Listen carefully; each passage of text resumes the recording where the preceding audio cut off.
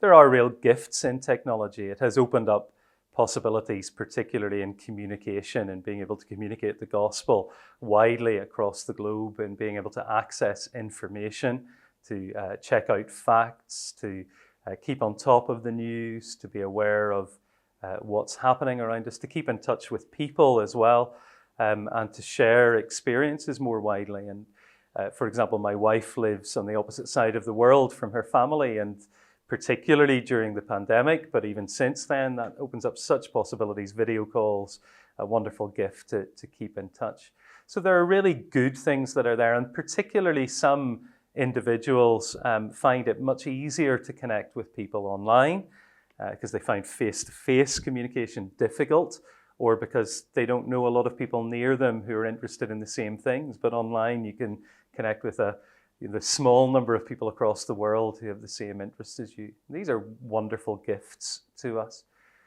I think the challenge is it's both the speeding up of life, the instant nature of it that brings many of the challenges, and the constancy of it as well.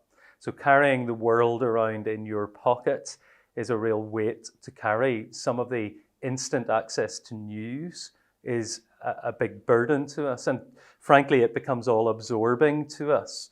And when that happens, then Christ gets squeezed out of the picture. So we get so caught up with the headlines or the things that are happening in our world, in our culture, we can't carry the weight of that. We can find ourselves getting angry with it. We tend to follow the stories that we're told by the media companies and the generators of content, and we don't step back and evaluate those in light of the gospel. That's one risk. The other risk, of course, is that you're so busy communicating, often at a very superficial level, with people who are far away, that you neglect the people who are right in front of you.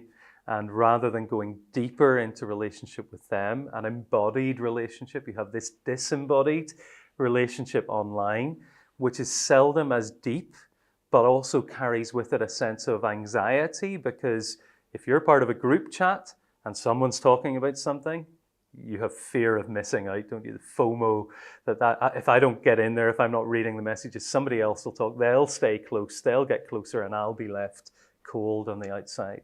That creates a lot of anxiety and pressure. And the other part of that is that there's a certain way to talk, that there's a lack of forgiveness and grace in those online spaces. So if you say the wrong thing in the chat, and because there's no tone, and you say it maybe more quickly than you should have done because we can respond instantly, maybe you have said the wrong thing, maybe you haven't, but there's very seldom an experience of grace, forgiveness, and patience with that.